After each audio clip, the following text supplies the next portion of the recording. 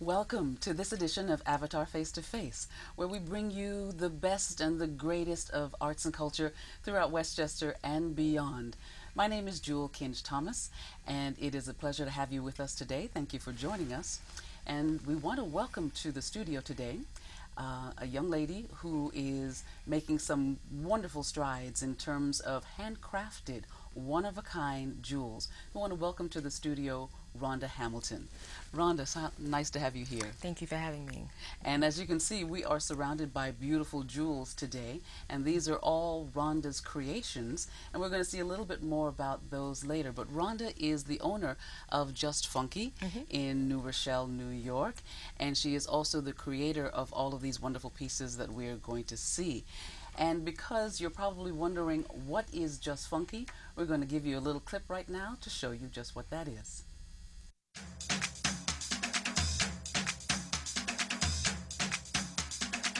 My name is Rhonda Hamilton. My business is Just Funky, handcrafted wearable art.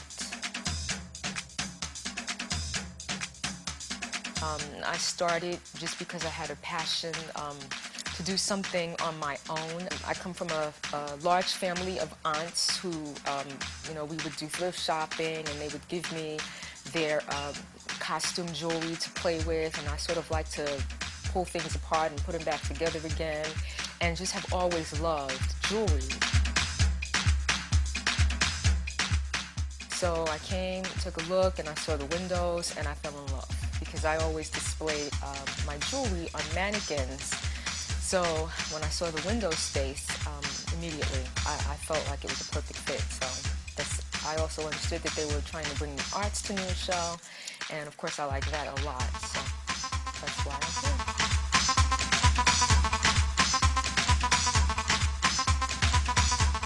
I feel like New Rochelle is going to end up being like the Soho of Westchester, where we'll be able to bring, those from White Plains and Port Chester and those other cities down here to hang out with the funky people.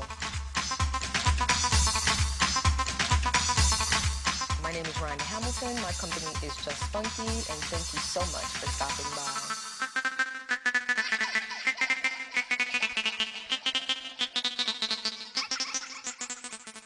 Excellent. Well, we just got a little taste of Just Funky. But now, Rhonda, can you share with our audiences where this journey really began? You talked a little bit about your aunts and your mom and how they used to give you costume jewelry. How did that progress then to you actually creating pieces? Well, actually, my life sort of took a turn, and before ever realizing that the ability to create was in me, my background is a television production, so I worked at some stations in New York, but just wasn't fulfilled, and thought, there's got to be something that I can do on my own. Deep down, I knew my husband is an artist, and I thought I need to be creating too. I know that there's something in me. So I found out about the first ever wire wrap class going on in Delaware, and decided to jump on a train and go. And so I spent a week in Delaware where they taught me how to use the tools and gave me strips of copper wire. And so my first piece was in copper. And when I started operating the tools, learning, soft metals from, just all those things, I fell in love. It was just, it was like something clicked in me, and I thought, this is it. And I never turned around, meaning I wanted to learn more and, do other things, and it just kept progressing from that. Okay. So you took this class, the passion hit you, and there you started creating. Right. You were creating out of your home at that point? I was creating out of my home. I had a guest room downstairs in my house, and so I took everything out, gutted it, had it redone, and built a table. You were serious. I was serious, yeah. And built a table and everything, and started working from downstairs. Well, actually, before doing that, I started at my dining room table. And then I ran out of coffee, space there. Right. Whenever someone came, you have to hide everything and try. It became, beads all over the floor.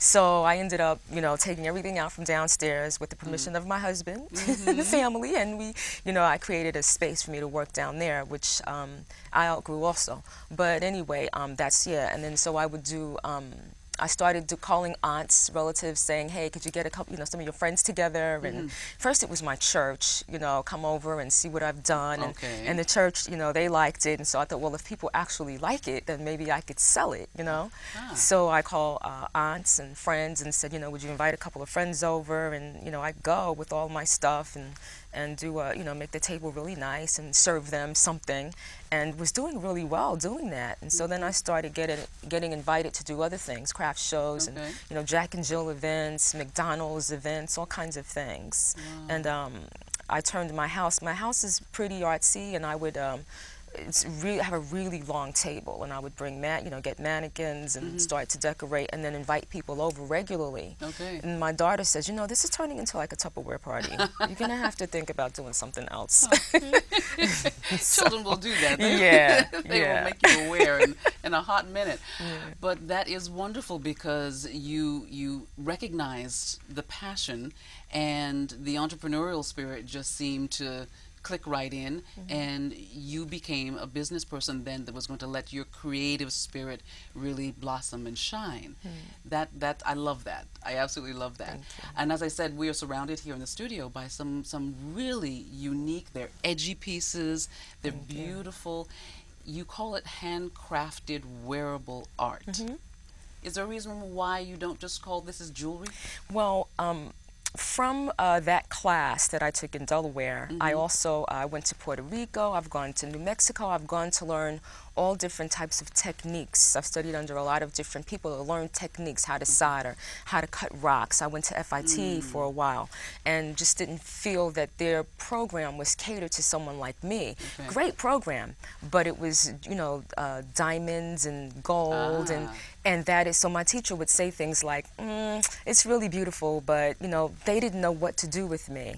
And I look at it and I go, you know what, this is art. It's just so different from traditional. So when I hear jewelry, immediately I think of, the gold chain, the nice gold band, a little gold ring, maybe a little amethyst or something, which is just not what I do. Now, I do use amethyst and I can use gold and all that, but mine is not going to look like that. So when people come in, when they come into my shop or if they see my website, they'll say, wow, this is amazing, but I don't know really, it really takes a certain personality to wear it, so I find that the people who really like it are people who love to be different, and they love to wear art, and they don't care. It's like, this is me, here I come. So a very bold individual? Bold. And also, I have some people who are not quite as bold verbally, but they like to make statements with their clothing, which is real interesting. So I try to do things sometimes too that may be a little bit daintier, but yet edgy still. So that those ladies who are kind of like, yeah, I like funky things, but yet I'm kind of like shy, and I don't want to say it, but I like to make a statement with my appearance. I think the key that you're touching on right there is making the statement. A statement. Now whether that, for women, absolutely. We always like to make a statement, in terms of our fashion and our accessories, but for men also. And one of the things that caught my eye was you said that Just Funky is an experience. Yes. You want to elaborate a little bit on that for me? Because you can look at my website, and the website is good. To me, it's fine. But I've also heard people say, your website is great, but you just got to be here. Because there is a feeling about it, seeing everything and touching, the ability to touch it, because I feel like my work is God-inspired. That's who I am, So everything that I do, I feel like I'm just a vessel. So when you touch it and you feel it, it's like what's gone into it. It's every curve. We don't live life in straight lines. So that's why my pieces are curved. As a matter of fact, I can't make a straight line.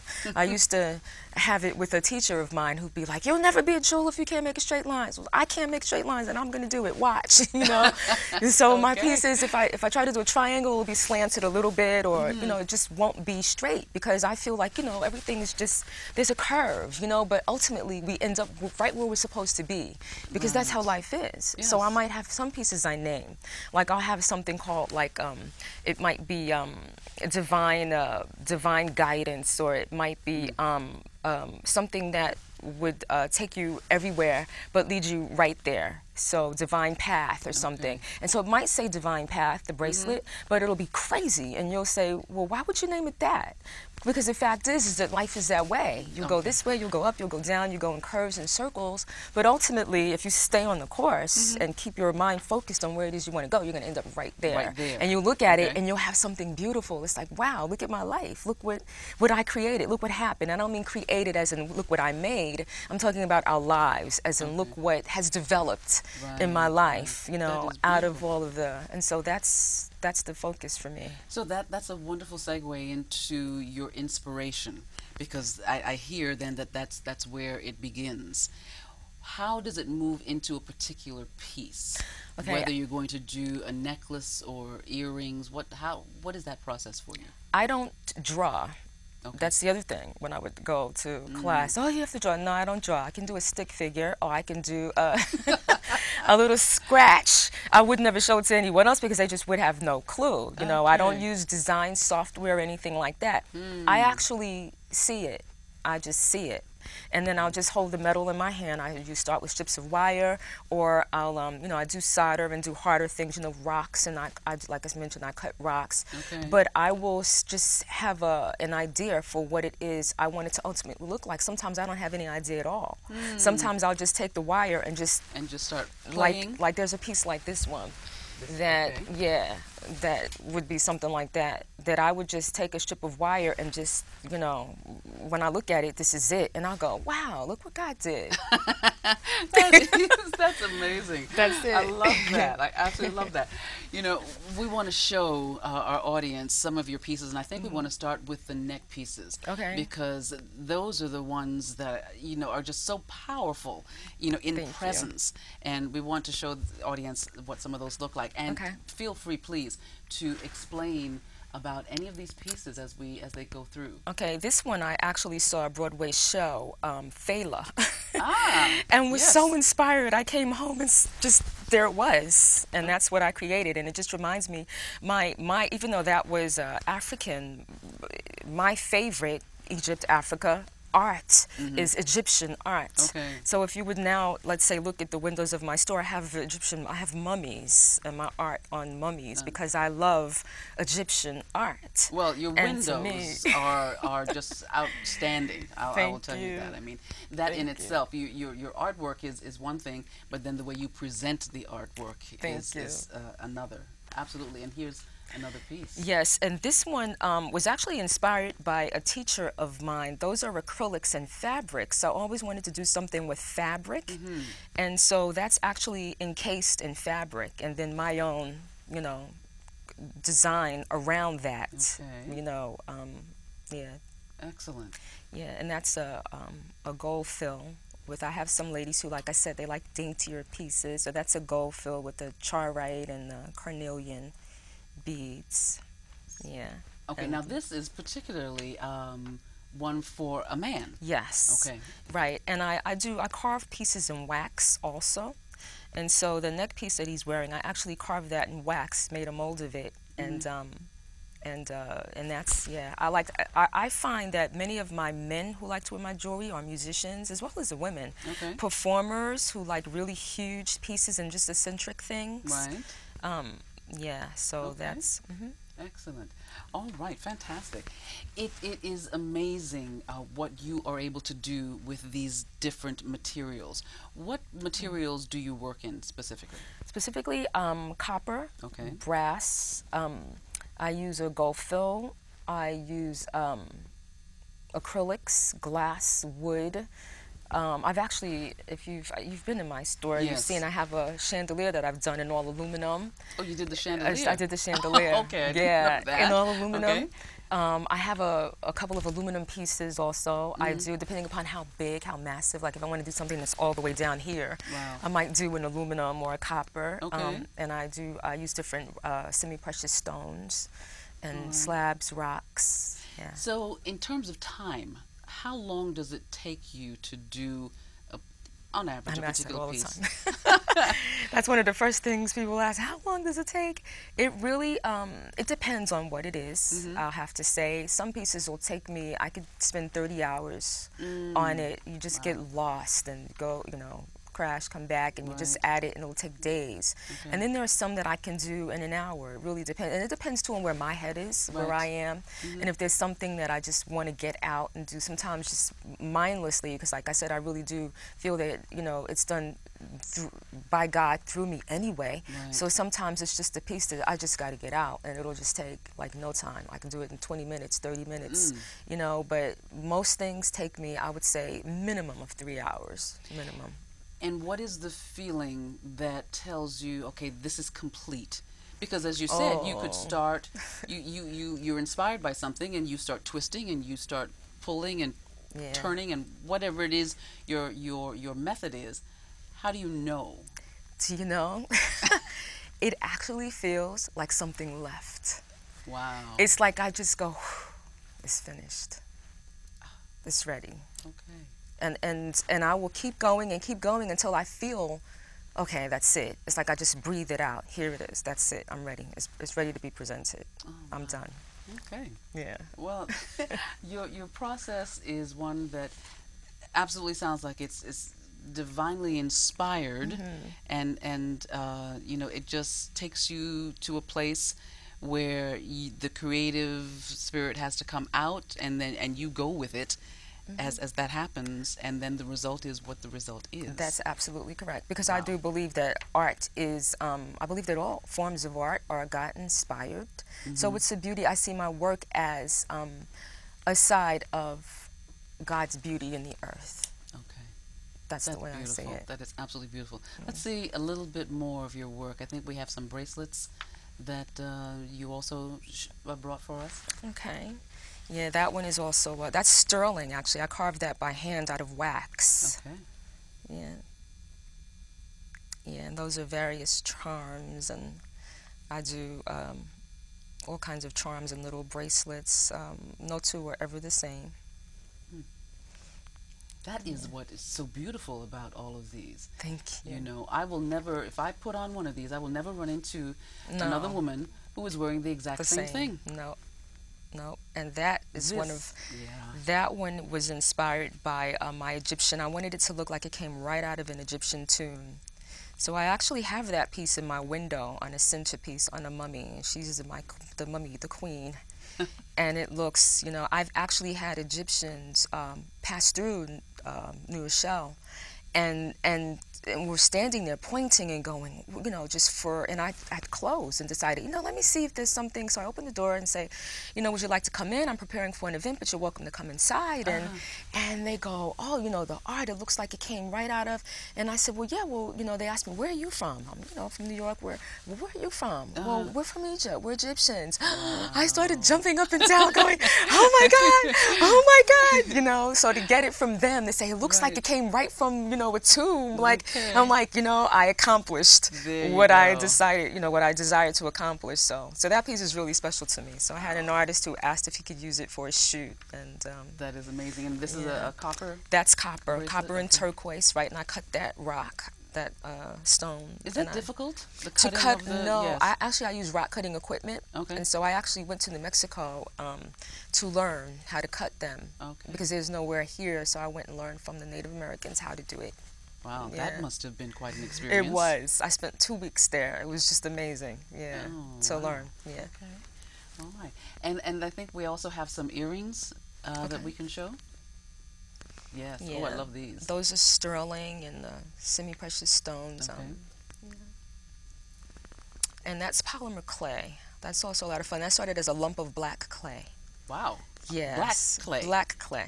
So I paint it, pattern it, all that. So that goes in an oven, and it's formed and shaped, and There, you know, what is also so enticing about that, there are stories behind each one of these pieces. Yes. And, you know, as a person, as a woman wearing something like that, you feel as if you're telling this story, and there's history there. That's right. And it's part of your presentation. Absolutely. That is so powerful. That is really wonderful. Thank you. Wow, I commend you for being able to channel, you know, whatever the divine spirit is that helps you create these pieces. We have some great pieces on the table here and also on the stand. I don't know if we've been able to see those up close, but we should absolutely get that before we leave the show today. I would love to just, put one all the way up my arm and be able to.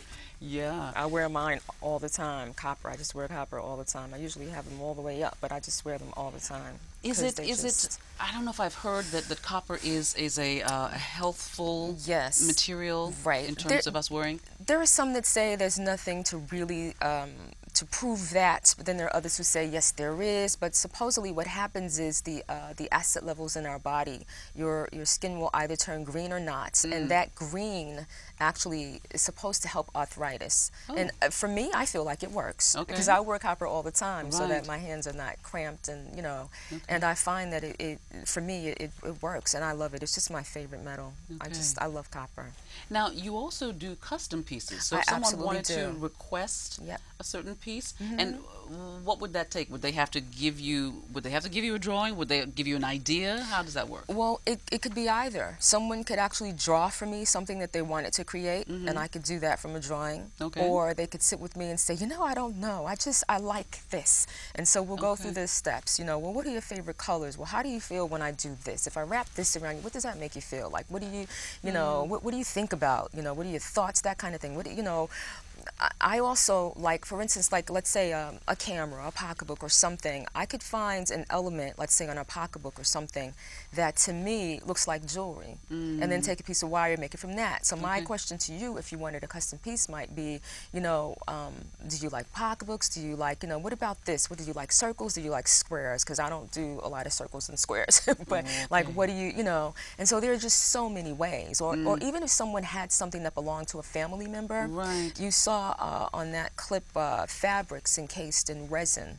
That's one of the things that I could also do. Take like something from your wedding dress, or let's say your mom or someone passed, and the fabric that was used. Like I know, like when my grandmother died, we all have a piece of the fabric from her dress that was made. So to put that in something and put it in a necklace or a charm bracelet or something, that's also possible. So the sky is the limit when you use different materials. So that's another reason why I consider it art and not just jewelry. Because with traditional jewelry, that's just not an option. All right. That can present itself as such a gift from the heart. I mean, just what you talked about in terms of someone coming in and having something that is sentimental to them, and then having a jewel created around that. Absolutely. Wow, that's beautiful. I actually had a gentleman who hunts. He hunts, and he wanted a bear claw. Wrap. So I wire wrapped the bear claw for him with turquoise. He loved it. It turned out really great. And that was So the men come in and they want the pieces too. Okay. All right. So now we've talked a little bit about the store, and folks know that you have this store in New Rochelle. I think we have a couple of photos of displays inside your store. What brought you to New Rochelle? I love New Rochelle. It has a rich artistic history from dating back from the Huguenots, and so many artists have lived there. And I also learned that they were working on establishing the arts, really bringing it back. They've done all sorts of things to try to, bring New Rochelle back. And so now there's a real attempt to get it going. And I saw this space, loved the window space as you saw, and I just fell in love. So we just took it to a whole nother level. And I wanted it to be more like a gallery and not just a traditional, that's the experience part of it too, that it's, you may come to an event and we may have, wine and cheese, or, that, and that's the other thing that I do too. I allow book authors and people like that to come in, and we do, just to have the arts. So the interaction, in on a number of levels. Exactly. Okay, so they are surrounded by this exquisite, these exquisite jewels, but they're also engaging in another artistic vein. So whether it be books or whether it be wine. That's fantastic. If folks want to find out a little bit more about your store, about the jewels, and any events, Right. where would they go to find that information? They can check my website, which is justfunky.com. Okay. And you can always contact me. All of my contact information is there on the website. And Just Funky is spelled, Funky is spelled with an I. with an I. Right. Yes. So it's Funki, justfunkywithani.com. Okay, fantastic. And what is your vision moving forward? Interesting you should ask that. I love creating the jewelry and always will, but as I told you, I created a chandelier. Right. So I'm also moving into the area of creating other things because I'm just so inspired by, I love lights and just everything that sparkles and glitters. So I'm looking at art in other ways too. I'm looking at, I have people who've come in and asked me about that chandelier over and over again. So now I'm moving into looking, and so then you can, if you look at the chandelier and you look at my jewelry, you see, okay, wearable art, I get it, you know? Right. So I'm looking also with that too as an avenue, and I'm hoping to, I'm not even going to say hoping to, I'm planning to have more than one location. Okay. At some point. Fantastic. Yeah. Well, you know, I commend you. These are absolutely one-of-a-kind pieces that you can almost feel and sense the passion and the love that has gone into creating these, because you cannot find anything like this anywhere else. So I thank you for being here today and sharing your work and your passion with us. Please repeat the website one more time. Yes, it's justfunky, justfunki.com. Okay. Well, we want to thank Rhonda Hamilton for joining us today, and we are so pleased to be able to share her work with you. If you want something that is exquisite, that is one of a kind, that is handcrafted, wearable art, Just Funky is the place where you should go. My name is Kinch-Thomas, and I thank you so much for joining us today. We hope that you will come back again next week when we will share some more arts and culture for Avitar Face to Face all around Westchester and beyond. Have a great week.